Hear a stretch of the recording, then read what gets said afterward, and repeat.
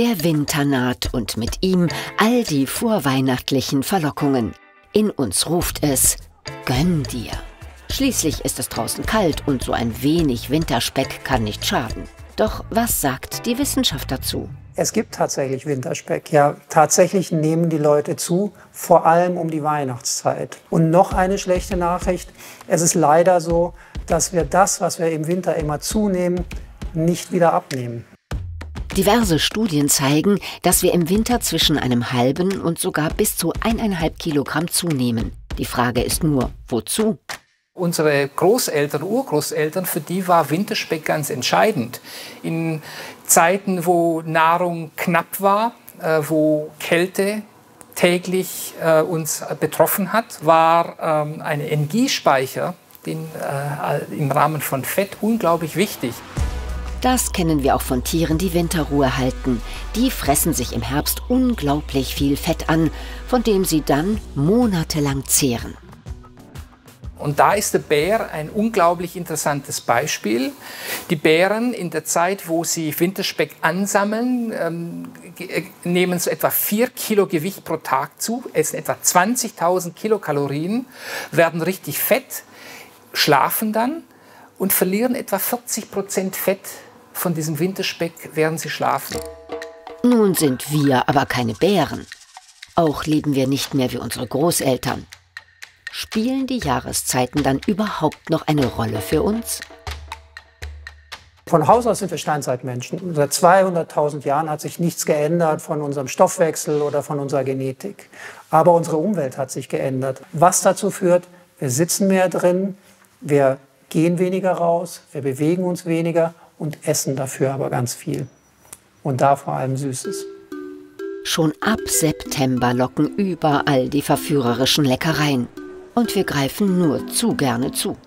Denn in uns ist neurobiologisch verankert, sobald es draußen kälter wird, greifen wir verstärkt zu Fettem und Süßem. Das gibt uns nämlich viel Energie. Zudem regt Zucker kurzfristig die Ausschüttung des Glückshormons Serotonin an.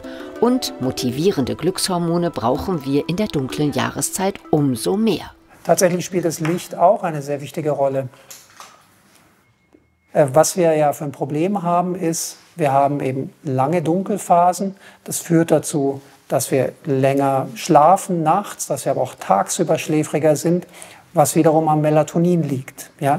Melatonin ist eben das Hormon, was durch Dunkelheit ansteigt und bei Licht ganz niedrig ist. Und mit dieser Tageslichtlampe kann man das gut bekämpfen. Selbst wenn wir mit geschlossenen Augen vor dieser Lampe sitzen, dann kommt das Licht durch die geschlossenen Augen auf unsere Netzhaut und führt dort dazu, dass der Melatoninspiegel sich wieder senkt. Das Schlafhormon nimmt in der dunklen Jahreszeit Überhand und kann so zum sogenannten Winterblues führen. Uns fällt es dann schwer, uns aufzuraffen und wir bewegen uns weniger. Das freut den Winterspeck ganz besonders. Wenn wir nicht aktiv gegen ihn angehen, werden wir von Jahr zu Jahr dicker. Und der Zusatzspeck kann uns krank machen. Norbert Stephan weiß aber, es hängt davon ab, wo sich die Speckröllchen bilden. Ja, wenn man sich das wünschen könnte, dann wäre es ideal, wenn das Fett da sich anlagert, wo es wenig stört. Wenn das hier in dem Unterhautfettgewebe an den Hüften angelagert wird, das wäre ein gutes Speichern. Und das schlechte Speichern, das kann ich Ihnen zeigen, wo das hier ist zum Beispiel. Das ungesunde Fett, hier rot markiert, lagert sich im Innern des Körpers um die Organe und am Bauch ab. Es kann von dort in die Organe und Gefäße wandern, so zu Fettleber oder Herzinfarkt führen. Und diesbezüglich wissen wir von unserer Forschung, dass es den stoffwechselgesunden Dicken gibt und den stoffwechselkranken, metabolic unhealthy, kranken Dicken. Wo sich das Fett ansammelt, kann man leider nicht steuern. Das ist vermutlich genetisch bedingt. Die Bären als gesunde Dicke faszinieren die Mediziner somit besonders. Denn sie werden trotz der enormen Gewichtszunahme und Bewegungslosigkeit in der Winterruhe nicht krank. Menschen würden vergleichsweise schnell einen Herzinfarkt erleiden oder Thrombosen bilden. Das alles passiert bei Bären aber nicht. Ich glaube, dass der Bär ein metabolischer Magier ist, weil unglaublich viel Energie anfuttern und dann im Schlafen 40% Fett zu verbrennen und dann schlank rauszukommen, das ist doch, was wir uns alle wünschen. Wir müssen stattdessen aufpassen und uns beobachten.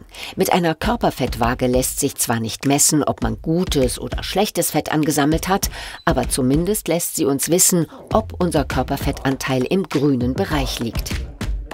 Einen guten Hinweis gibt auch der Taillenumfang.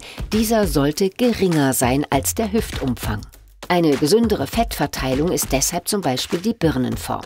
Die dickbäuchige Apfelform signalisiert dagegen tendenziell Gesundheitsgefahr. Wir haben generell in der Bevölkerung ein Übergewichtsproblem. Ja, wir wissen, dass über 50%, wahrscheinlich inzwischen schon 60% der Bevölkerung in Deutschland übergewichtig ist. Und das ist eben etwas, was leider nicht optimal ist, weil man weiß, auf die Jahre nimmt man sowieso immer so ein bisschen zu, wie so Jahresringe. Es ist aber wichtig, dass man versucht, dem entgegenzugreifen, weil wenn das jedes Jahr weiter passiert, dann werden wir wie ein Baum immer dicker. Auch im Winter ist es draußen schön. Das lädt doch dazu ein, etwas gegen den Winterspeck zu tun. Bewegung so viel wie möglich. Dadurch schmilzt nicht nur das Fett, als Bonus fluten uns Glückshormone, die auch noch länger anhalten als nach einer Fressorgie, und uns plagt dann auch kein schlechtes Gewissen. Wir sollten uns in der heutigen Zeit nicht wie ein Bär ernähren. Ich glaube, man muss vom Winterspeck, wenn wir gesund bleiben wollen, antizyklisch denken. Wo früher es notwendig war, sich Energie anzufuttern, das ist heute im Endeffekt etwas, was uns leider krank macht. Konkret bedeutet das, nur ab und zu den süßen Verlockungen nachgeben, sich möglichst saisonal ernähren. Kohl zum Beispiel ist ein ballaststoff- und vitaminreiches Wintergemüse. Eine Handvoll Nüsse am Tag liefert neben gesunden Fetten auch jede Menge wertvoller Nährstoffe.